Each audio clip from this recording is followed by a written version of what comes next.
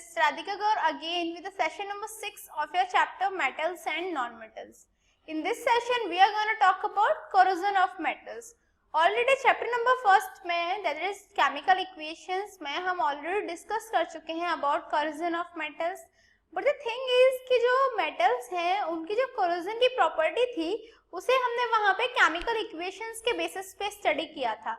But इस session में हम यहाँ पे किसके अकॉर्डिंग डिस्कस करने वाले हैं, जो मेटल्स हैं उनको अपने माइंड में रखते हुए उनकी स्टडी को समझते हुए हम यहाँ पे कोरोजन ऑफ मेटल्स को एक्सप्लेन करने वाले हैं.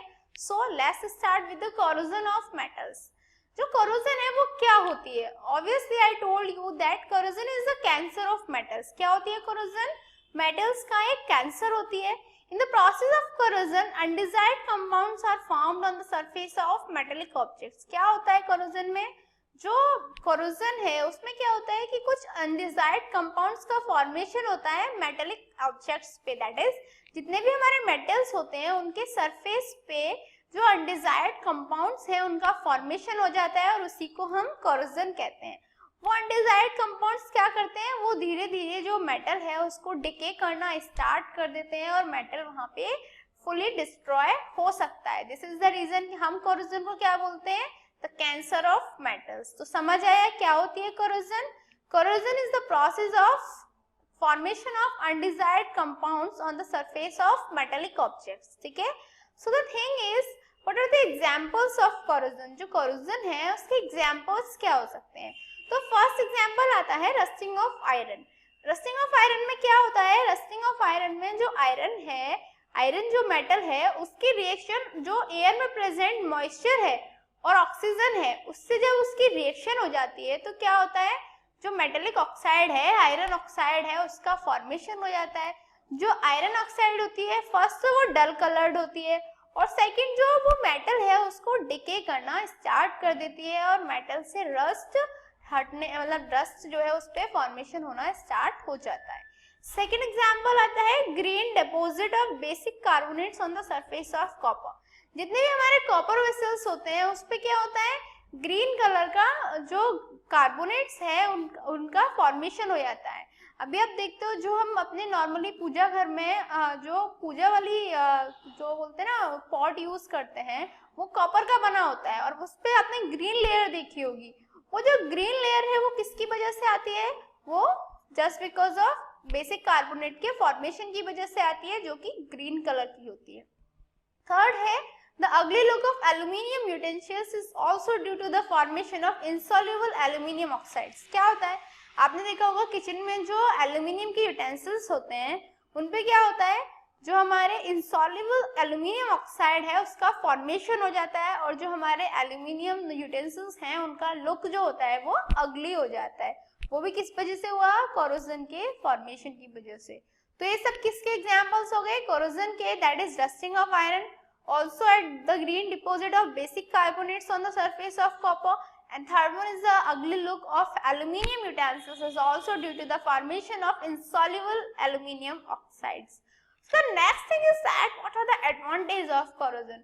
As I told you in first chapter 2 that जो corrosion है उसके advantages भी होते हैं और उसके disadvantages भी होते हैं. Advantages के लिए first thing is that rusting helps in betterment of soil. जो soil होती है उसके betterment में rusting help करती है. अब कैसे?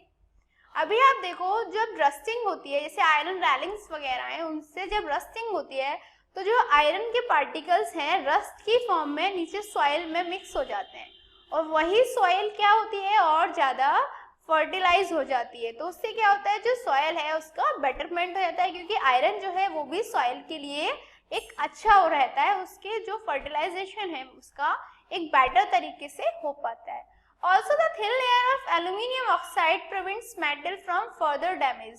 जो एल्यूमिनियम ऑक्साइड की एक अदर लेयर डिस्कवर हो जाती है मेटल पे वो क्या करती है, एल्यूमिनियम उसकी वजह से अगली लुक तो देता है बट वो जो मेटल है उसको जो फर्दर डैमेज है उसको वो प्रिवेंट करती है. दैट इज जो मेटल है वो और डैमेज नहीं हो पाता और ये किसकी वजह से होता है, एल्यूमिनियम ऑक्साइड के फॉर्मेशन की वजह से. तो क्लियर हुआ एडवांटेजेस में क्या है, first rusting helps in betterment of soil and second thin layer of aluminium oxides prevent metal from the further damage. Clear? So the next thing is what is anodising? Anodising क्या होता है? ये एक नया term है जो आपने first chapter में नहीं पढ़ा था. Actually, anodizing is a process in which a thick coating of aluminium oxide is given to aluminium articles. मैंने अभी आपको बताया था ना कि जो एल्यूमिनियम ऑक्साइड की जो लेयर आ जाती है एल्यूमिनियम आर्टिकल्स पे, उसकी वजह से जो एल्यूमिनियम आर्टिकल है वो डैमेज नहीं होता, फर्दर डैमेज वो नहीं होता.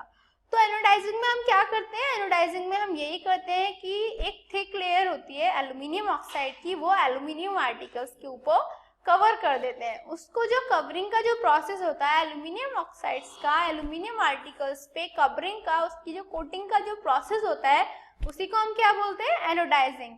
तो क्या हुआ anodising? Anodising is a process in which a thick coating of aluminium oxide is given to aluminium articles. So the next thing is that what is the method of anodising? Anodising क्या होता है ये वाली बात तो हमें समझ आ गई, बट इसका मेथड कैसे होता है? जो कोटिंग है हम उसे किस तरीके से कर सकते हैं? In this process the solution of sulphuric acid is electrolysed. क्या होता है?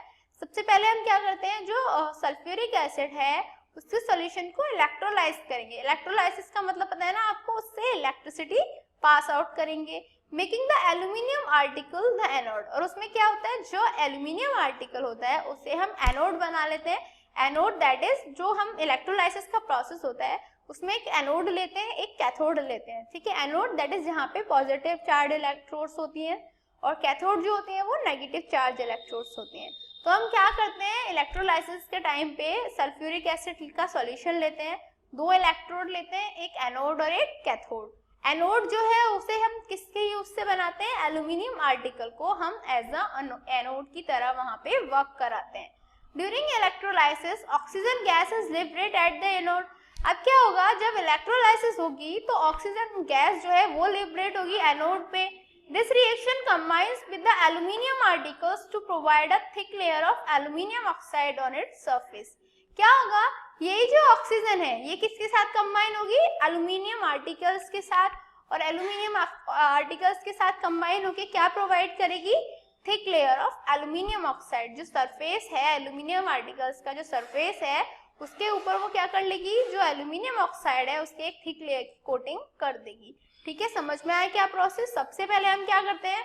सल्फ्यूरिक एसिड का सॉल्यूशन लेते हैं, उसको यूज करके इलेक्ट्रोलाइजिंग कराते हैं. हम जो एल्यूमिनियम आर्टिकल्स होते हैं उसको एज अ एनोड की तरह वर्क कराते हैं. जब इलेक्ट्रोलाइसिस होती है तो ऑक्सीजन गैस लिबरेट होती है एनोड पे. तो क्या होता है? यही ऑक्सीजन गैस एल्यूमिनियम आर्टिकल्स के साथ कंबाइन हो जाती है और एल्यूमिनियम आर्टिकल्स पे जो एल्यूमिनियम ऑक्साइड है उसकी एक थिक लेयर बना लेती है, जिसकी वजह से जो एल्यूमिनियम आर्टिकल्स हैं वो फर्दर डैमेज नहीं हो पाते हैं. अब बात आती है वही जो मैंने बताया कि हमने एनोडाइजिंग पढ़ लिया, उसका ये भी पढ़ लिया कि उसका मेथड क्या होता है, बट बात आती है कि एनोडाइजिंग करने का पर्पस क्या है. जो ऐसे मैंने अभी बताया था, फर्स्ट पर्पस यही हो गया that the thick layer of aluminium oxide prevents further corrosion of the aluminium articles. क्या होता है? जैसे ही हम जो एल्यूमिनियम के आर्टिकल्स हैं उन पे एल्यूमिनियम ऑक्साइड्स की थिक लेयर जनरेट करते हैं तो वो क्या करते हैं? प्रिवेंट करते हैं फर्दर कोरोजन को. ठीक है, दैट इज और कोरोजन नहीं हो पाती आर्टिकल्स पे. जो मेटल है वो अब हमारा सिक्योर्ड रहेगा, वो डैमेज नहीं होगा. और second thing is that the oxide layer can be died easily with a suitable colour. जो एल्यूमिनियम आर्टिकल्स हैं उस पे जो ऑक्साइड्स की लेयर लगी हुई है उसको हम किसी भी कलर से डाई कर सकते हैं. That is as a decorative purpose के अकॉर्डिंगली हम उस पे डाई कर सकते हैं, कोई भी कलर की कोटिंग कर सकते हैं. जो आर्टिकल्स हैं वो ब्यूटीफुल उन्हें लुक दे सकते हैं अपने मर्जी के अकॉर्डिंग. तो ये हो गया purpose of anodising. So the next thing is that what is the rusting of iron. मैंने आपको फर्स्ट चैप्टर में भी डिस्कस किया हुआ है रस्टिंग ऑफ आयरन, बट वहाँ पे हमने सेम जैसे मैंने बताया वहाँ पे हमने केमिकल इक्वेशंस के बेसिस पे डिस्कस किया था. यहाँ पे हम मेटल्स के अकॉर्डिंगली डिस्कस करने वाले हैं. तो रस्टिंग ऑफ आयरन क्या होता है?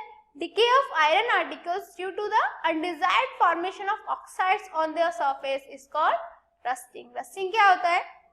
जो आयरन आर्टिकल्स होते हैं उन पे क्या होता है? अनडिजायर्ड फॉर्मेशन हो जाता है उनकी ऑक्साइड्स का, आयरन की ऑक्साइड का फॉर्मेशन हो जाता है उसके सरफेस पे और उसी को हम रस्टिंग बोलते हैं. क्या होता है? जो हमारे मेटल होते हैं वो मॉइस्चर एयर के साथ में रिएक्शन करते हैं और रस्टिंग का फॉर्मेशन हो जाता है सरफेस पे। जो हमारा आयरन ऑक्साइड है उसका फॉर्मेशन हो जाता है जो डल कलर्ड होता है और मेटल को डिस्ट्रॉय कर देता है। अब आती है रस्ट क्या होता है। The undesired oxide is called rust. जो ये अनडिजायर्ड ऑक्साइड होती है इसी को हम क्या बोलते हैं, रस्ट बोलते हैं। It is reddish brown brittle powder. कैसा होता है ये, रेडिश ब्राउन कलर का ब्रिटल पाउडर होता है। ब्रिटल मतलब that can be breakable powder होता है। The rust is like the cancer in the living bodies. ये कैंसर की तरह होता है। अब क्यों होता है कैंसर की तरह, एज आई टोल्ड यू कि जो रस्ट है उसकी वजह से जो आयरन आर्टिकल्स हैं वो प्रॉपरली डैमेज हो जाते हैं। और थर्ड पॉइंट है rusting reduces the strength in the life of the articles made up of iron. क्या होता है, जो रस्टिंग है वो क्या करती है, जो स्ट्रेंथ है, जो लाइफ है आर्टिकल्स की, आयरन के आर्टिकल्स की, उन्हें रिड्यूस कर देती है। तो रस्ट क्या हुआ, it is an undesired oxide, it is reddish brown and brittle powder. Also rust is like the cancer in the living bodies and rusting reduces the strength and the life of the articles made up of iron. Also thousands of tons of iron and steel are destroyed due to the rusting every year. हर साल लगभग thousands of tons iron और steel destroy हो जाते हैं। किसकी वजह से, rust की वजह से।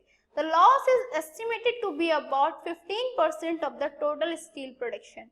कितना लॉस होता है, लगभग 15%। जितना भी हम स्टील प्रोडक्शन करते हैं ईयरली उसका लगभग 15% लॉस हो जाता है। Thus rusting causes a very serious loss to the world economy. अब क्या हो रहा है, जब स्टील का प्रोडक्शन का 15% लॉस हो रहा है, दैट इज जो वर्ल्ड की इकोनॉमी है उसमें एक सीरियस लॉस होता है। और ये किसकी वजह से होता है, रस्टिंग की वजह से। Clear. So the rusting cause various accidents during the wear and tear of bridges. Also क्या होता है, जो रस्टिंग है उसकी वजह से जितने भी हमारे एक्सीडेंट्स होते हैं, ठीक है, उनमें भी वो क्या होता है, that is due to the wear and tear of bridges and building structures where iron is the main component. जो इतने भी एक्सीडेंट्स होते हैं, जैसे हमारे जो ब्रिजेस होते हैं उनके गिरने से, या फिर जो बिल्डिंग स्ट्रक्चर्स हैं उनकी प्रॉब्लम से, उनके गिरने से, कहाँ से होता है, आयरन कहीं से भी गल गया तो क्या होगा, आयरन के गलने के बाद, आयरन पे रस्टिंग आने के बाद तो ऑब्वियसली वो ब्रेक हो जाएगा। तो जितने भी ब्रिजेस में हम आयरन यूज करते हैं, बिल्डिंग्स में हम आयरन यूज करते हैं, वहां पे एक रिस्क बनी रहती है कि यदि वहां पे रस्टिंग हो गई तो वहां से उसके ब्रेक होने के चांसेस काफी बढ़ जाते हैं, और वो ब्रेकेज की वजह से जो एक्सीडेंट्स होने के चांसेस रहते हैं वो भी बढ़ जाते हैं। तो ये सब किसके कॉजेस हैं, रस्टिंग के। अब जो रस्टिंग है उसके लिए कंडीशंस क्या क्या होनी चाहिए। First, presence of both water and air. जो रस्टिंग है उसके लिए वाटर एंड एयर दोनों की प्रेजेंस की रिक्वायरमेंट होती है। Second, it is a general observation that iron articles are corroded more frequently in moist air rather than in dry air. Also ये वाली बात भी है कि जो moist air होती है उसमें जो iron articles हैं वो easily corroded हो जाते हैं, जबकि dry air में नहीं होते। तो ये हो गई हमारी जो conditions होती हैं rusting के लिए। Also the presence of salt, carbon dioxide, acids and sulfur dioxide in water enhance the process of rusting. यदि वाटर जो है उसमें यदि सॉल्ट या फिर कार्बन डाइऑक्साइड, एसिड से सल्फर डाइऑक्साइड प्रेजेंट है तो भी जो प्रोसेस है रस्टिंग का वो एनहेंस हो जाता है, वो बढ़ जाता है। अभी कभी आपने देखा होगा जो आयरन आर्टिकल्स है उनके ऊपर यदि सॉल्ट डाल दिया जाए तो वो जल्दी से रस्ट हो जाती है, उनमें जल्दी से वो डिस्ट्रॉय हो जाते हैं।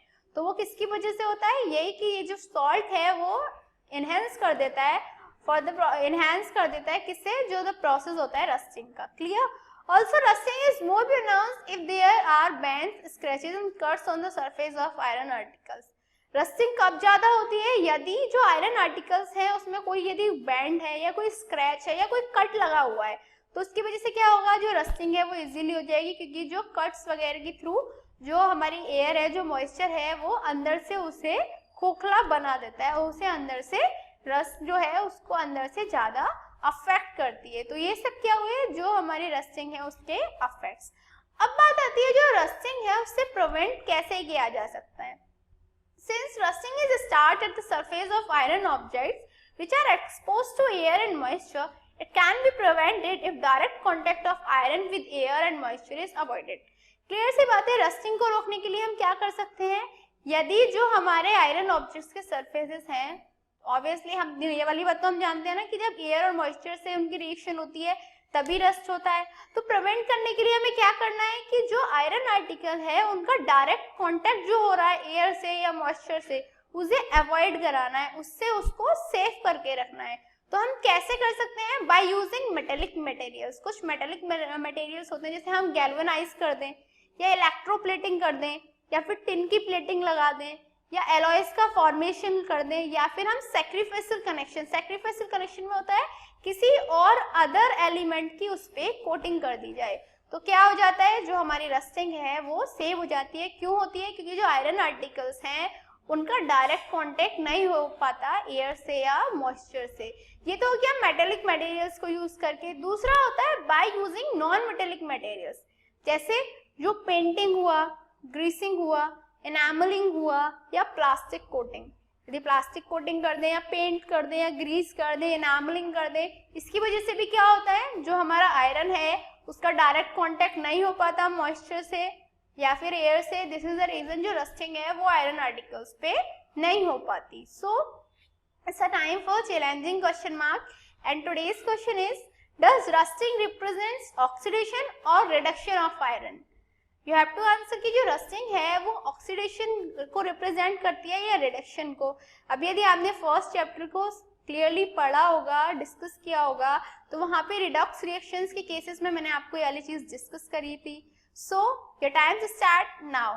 1 2 3 4 5 time's up. So have you answered this in your mind? Let's check out. Actually it is the process of oxidation. क्यों? क्योंकि वहां पे क्या होता है, ऑक्सीजन को ऐड करते हैं ना, मेटल के साथ ऑक्सीडेशन, जो ऑक्सीजन होती है वो ऐड हो जाती है और ऑक्सीजन के ऐड होने की प्रॉपर्टी क्या होती थी? Oxidation. This is the reason जो रस्टिंग ऑफ आयरन है वो किसे रिप्रेजेंट करती है? ऑक्सीडेशन को। So what did we learn today? We learned about corrosion of metals. हमने पढ़ा जो कोरोजन है उसके इफेक्ट्स क्या क्या होते हैं, एरोडाइजिंग क्या होता है, कैसे उस मेथड को हम कर सकते हैं एल्यूमिनियम आर्टिकल्स पे। हमने जो रस्टिंग है उसके बारे में पढ़ा, रस्टिंग के इफेक्ट्स पढ़े और रस्टिंग से प्रिवेंशन कैसे हो सकती है, ये सब भी हमने इस सेशन में डिस्कस करा। In next sessions we are gonna talk about much more this chapter. Till then, good luck.